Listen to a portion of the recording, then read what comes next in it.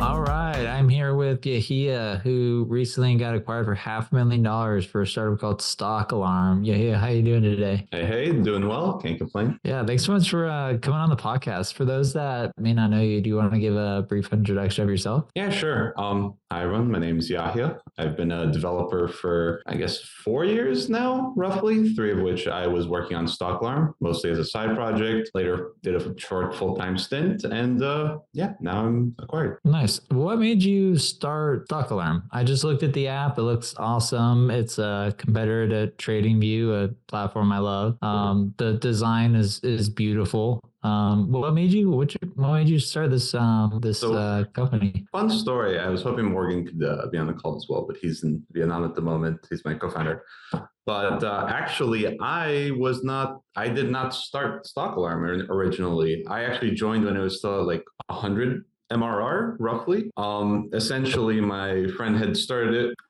His name's Morgan. He had started it, posted it on LinkedIn, was trying to grow it. And I was like, oh, I actually built this exact same thing, but with like a bunch of hacked together spreadsheets, like Google Sheets and whatnot, like Python scripts. And I saw it. I was like, oh, like I tried to use it. I realized, oh, this thing barely works. Sent him a list of suggestions on how to fix it. And then I would be willing to pay like $5 a month or whatever it was back then. He reached out to me. One thing led to another. A few months later, he's like, hey, join on. And if you help me grow this thing, like you become a co-founder. So about a year later, we ended up growing quite a bit. That's awesome. Yeah, I can tell by the numbers you guys did pretty damn good. Tell me about how did you guys get your first customers? So I guess the first few were all just friends and family, right? Like people using it or friends of friends using it, like, hey, someone launched this thing, like try it out. But really like getting the first, getting past just like the first dollar pretty much was all like posting where our customers would have hung out. So at the time it was like Reddit or Quora. People are searching for certain type of questions or whatnot. Like if you look up, what's the best stock alerting app on Quora, you'll see like tens of answers by me specifically, like just everywhere. So posting it like that, ASO worked super well, right? So optimizing for certain keywords on the App Store worked really nicely. A bunch of SEO stuff that I can get into if you're curious. But yeah, all of that helped us kind of go from like friends and family to random people finding, right? So like the first customers that we aren't forcing ourselves. I love that. Yeah. In the early days, you just have to hustle for the first customers. That's kind of the answer is post on social media, put out some ads, went on different sites. You kind of got to do whatever it takes to get those first customers. Yeah, I think like I was talking to someone at some point. It was like, dude, why are you building a B2C app? Like, it's just painful for no reason, right? You're like struggling so hard to get people to pay like $5 a month for an app. Meanwhile, businesses could pay like $40 a month easily for like a SaaS thing or whatnot, which also makes it really hard to get past that first, like 100 MRR, instead of it being one customer, it's 20, right? So it's just a lot more pain initially. But then later on, there's a lot of benefits to it, I think. Nice. Was there ever a moment like you started getting customers, this thing's picking up? Was there ever a moment where maybe you and your co-founder sat back and you're like, this could be something. We're on to something big here. Yeah, we kept getting a ton of like positive feedback on the App Store, and then also people reaching out and asking for things. So like we were inundated by the amount of like emails coming in being like, hey, can you please add this time frame for this alert or that alert type? Or can you add indices or like they're just asking for all these things that the app wasn't meant to do. Like, hey, I think there's something here, because like the conversation would be, they reach out, they're like, hey, I'd love if you made this change, or like if we make this change, will you pay? And then it'd be yes, and then we make the change in like a couple of days, right? Because it's kind of easy. We're starting out, maybe we ship a bug or two, but it's fine. But yeah, like when we were doing that, at one point we're like, hey, we're getting a ton of requests. Like we actually have to pick. We can't just build everything. So we're like, hey, there might be something here. That's definitely a good problem to have when you have more feature requests and to do it. And then it's just a game of like prioritization of, which features to build that'll have the most impact on the most users. So that's definitely a moment when you have product market fit. I forgot one question though. I know what Stock Alarm does. You know what Stock Alarm does. Do you want to just give like a brief sort of pitch on the problem that Stock Alarm was solving? Sure. So I'll go over the problem and also the value product. There's always a question afterwards of why. But Stock Alarm, the idea is super simple. It's, hey, I want to get alerted when something happens in the stock market, right? So it's like an alarm for stocks pretty much. So the original idea was, okay, if the price of something goes above a certain certain limit, give me a phone call, and specifically a phone call because it goes through. Like if you don't have data for some reason or you don't have internet, it'll still go through, right? And you can set, even if you have DND on, you could set like emergency bypass for certain phone numbers. So that was like the original value prop, right? It's like, hey, they'll still call you. But then as time went on, it became, hey, you can customize kind of strategies that'll alert you when something happens. Like, for example, a certain technical was hit or there's earnings coming up or some mixture of those, right? So it became like a compound alerting like kind of platform. Nice. Was the phone call feature kind of like the main differentiator? Like I've never heard of anything like that. So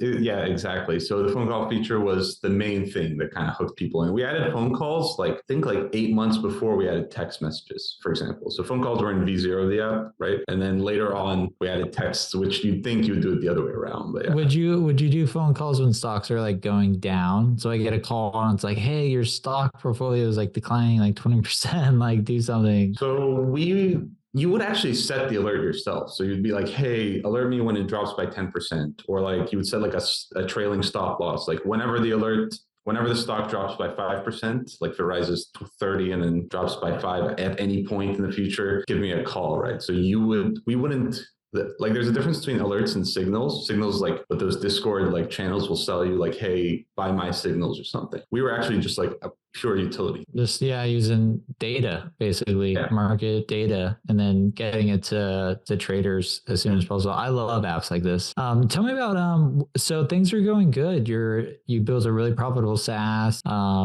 It's got tens of thousands of users, or actually hundreds of thousands of users. What made you decide to sell the business? So this has always been like kind of a fun thing for us to work on. Also, in a sense, it was the first real production app that has tons of users that we built all on our own, right? We're all working at big tech companies. So strip code, it hits people, but this was different because we made all the decisions. So it was a real learning experience for us in the sense that, we learned how to optimize for SEO. We learned how to build like an in-house referral or like affiliate program, for example. We learned how to, do certain like growth hacks to get more people on certain days or certain times of the year or whatnot. So it was great in that sense, but I don't think any of us were really passionate about it necessarily, and it was taking up a lot of headspace because with something like this, you're always on call and it's a very like real-time product in a sense. So like Friday night, if there's an outage, for example, and suddenly you're calling like tens of thousands of people, you have to deal with it immediately, right? And there weren't many outages actually. There's a countable number in the 3 years that we're working on it.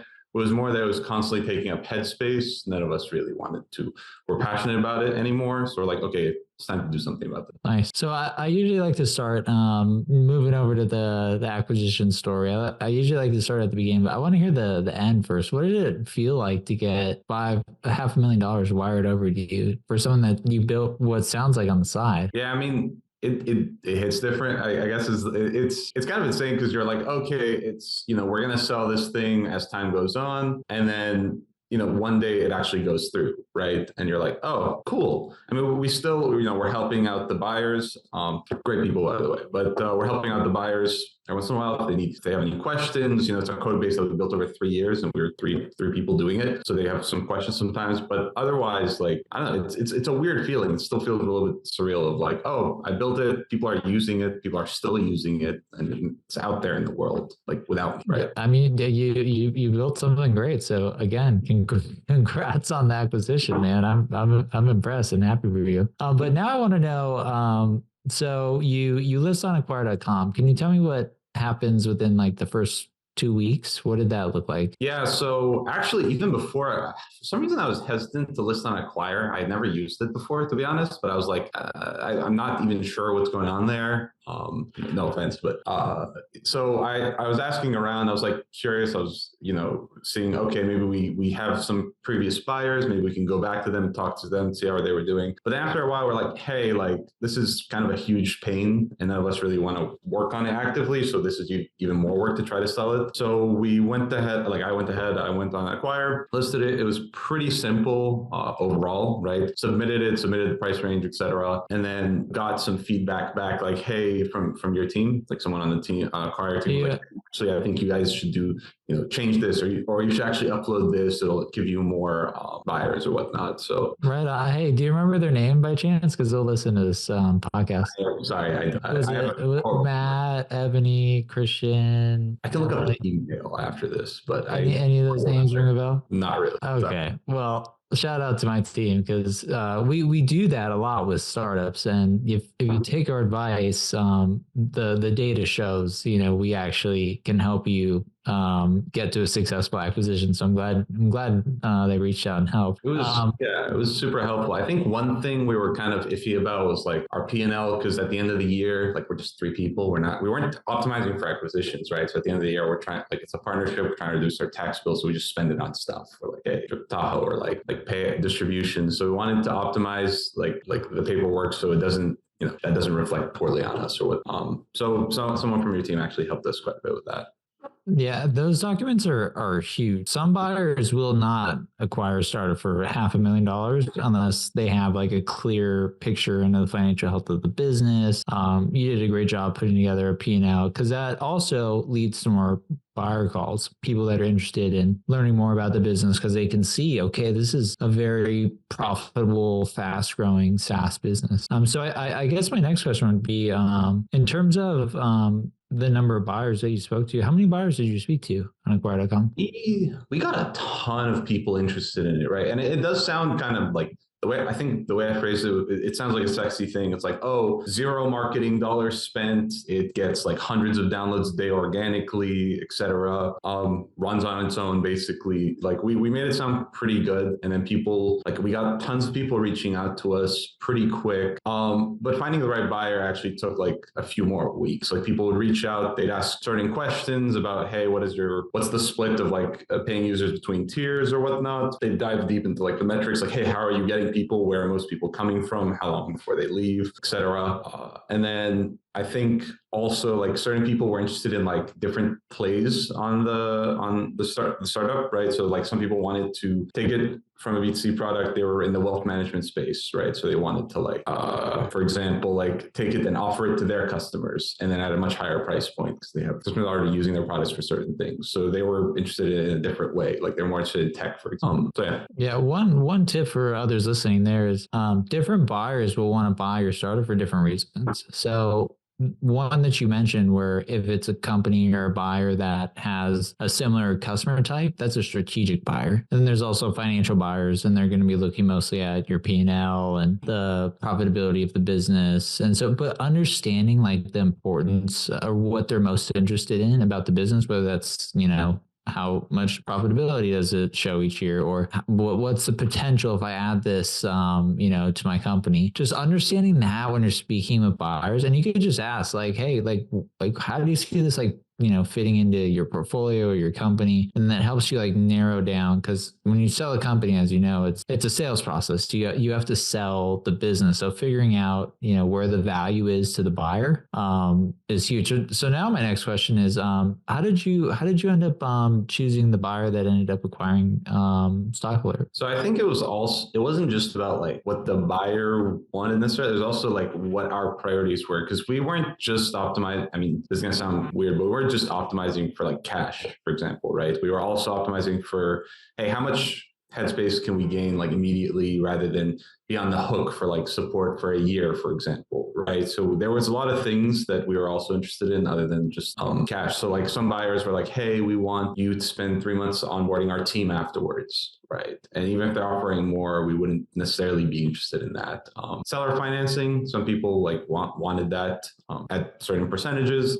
We were trying to avoid that a little bit. So it was just about finding the right buyer. Was also like someone who would give us terms that we wanted for after the sale, A, and then B, they had kind of a background that where we knew, okay, they have a vision for this thing. They're going to take it where we think it's actually going to survive afterwards. I'm so glad you said that, because a lot of people, when they go to sell their business, the one thing that they focus on is just the price. And the price is obviously extremely important, but so are terms, because you can get terms let's have two scenarios. Like, let's say 700,000, but at 30% cash up front, 70% seller finance, you got to stay on for a year, or 500K all cash on close, 2 months transition period, something like that. Like, those terms are so heavily weighted. Like, when I did my acquisition, that's what I negotiated the most over actual valuation, was all cash at close. I was out of the business in 90 days because those are the things that were important to me. I didn't want to get stuck in a business for 4 years and then, rest and vest, as the saying goes. So I'm glad you stuck to, what was important to you and actually got it. Yeah, exactly. And also, like, we're all like co-founders are like, okay, we want to do our own thing afterwards. We don't want to be stuck with it. So yeah, it makes sense. Nice. And then in terms of due diligence, transferring the assets and all that fun stuff, how did that go? Any bumps? Was it smooth? Any advice for maybe other founders? Overall, it was all right. I think one thing is, like, we're a cross-platform app, right? So Android, iOS, and Stripe. So even though revenue for Android and iOS would be higher than what they're actually getting because of the 15% hit ding that Apple Android take for business making under $1 million.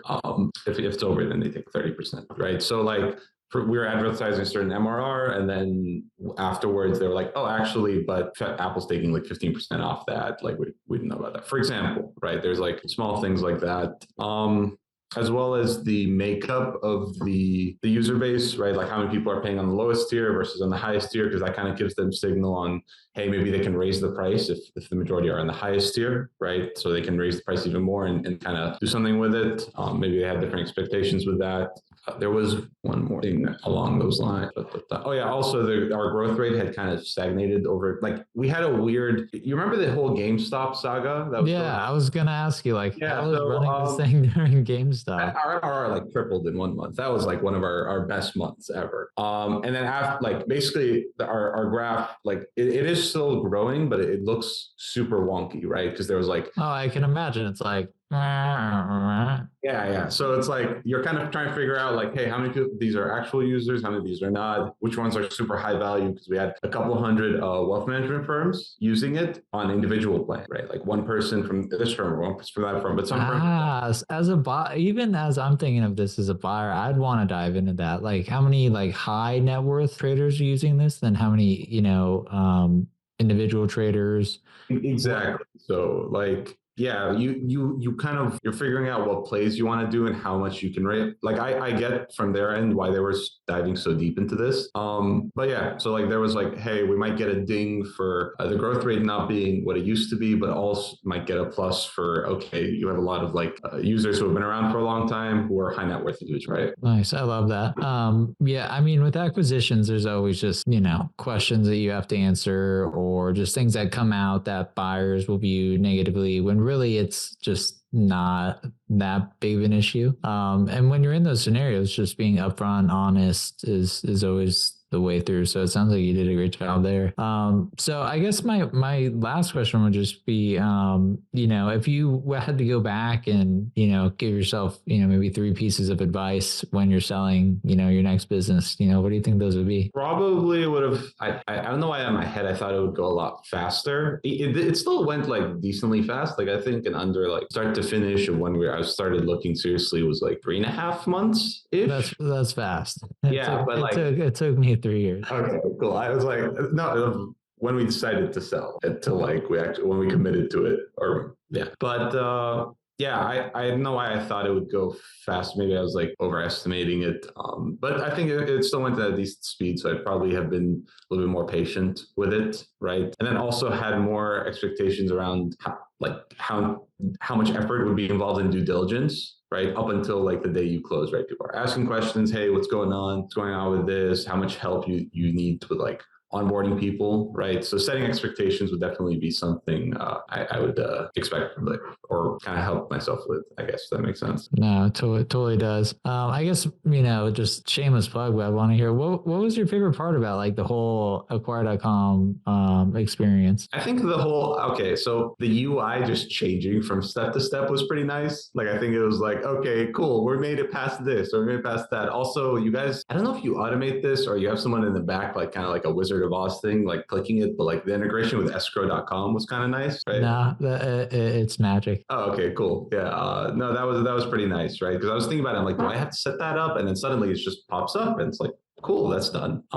So the integration of that was super nice. Yeah, just for people listening. So when you get a letter of intent on acquire.com and you move to an asset purchase agreement, all the terms will carry over to escrow.com. So you don't have to set up like, let's say you have like milestone payments or seller financing. All you don't have to set. We like transfer all that over magically. It's actually pretty badass. But I am clearly biased as the founder of acquire.com. What do you last question? I know I just said last question, but what are you working on next? So I just got a new gig actually, but on the side, started working on something new. It's an issue that it was kind of annoying me for a while. You know how whenever you're building like a B2C SaaS specifically, you have to build an affiliate. Like normally, a great growth engine is affiliate programs, right? Like, hey, someone refers someone and they get like a percentage of whatever that person paid, right? If they end up becoming a paying customer or whatnot. So I'm building. It's called Rewardable.io. So it's basically SaaS affiliate tracking. So it ties into your, it's almost done. There's a wait list there, but the idea is that it ties into your Stripe. So if you only have a web app, for example, I'm still getting it to work for iOS, but like if you only have a web app, you just generate an affiliate link. Someone shares it with someone, and then whenever they pay, the person who shared it would get a percentage automatically. And it tracks like, hey, if they refund within a certain period, then don't actually pay out that commission, right? This is awesome, man. Set up a SaaS affiliate program in minutes. Set up your Stripe affiliate program with 2 lines of code. Yeah, super. I think one thing is like it's B2B, it's super specific, right? So if you're building a SaaS and you're using Stripe, I'm going to add Paddle eventually, but not now. But yeah, so it's interesting. It's also like a multi-tenant app, right? So I think I'm using that word right, where it's like you have multiple portals for different people. So yeah, it should be fun. Nice. We'll definitely put this in the show notes. We might actually set this up at acquire.com. We've been meaning to set up an affiliate program. We have some on the side, but nothing like official. Like this could actually, I'll test this out, man. Nice job. Yeah, it's almost done. Give me like a month or 2 weeks. Okay, sounds good. Yeah. Well, hey man, congrats on getting acquired for $500,000. That's a huge accomplishment, and you're already building something new, which I think will go bigger because this is a big problem in SaaS. Yeah. So doing like elegantly is also kind of a problem. But yeah. Right on. I'm rooting for you, my friend, and congrats again. Thank you. All right. Cheers.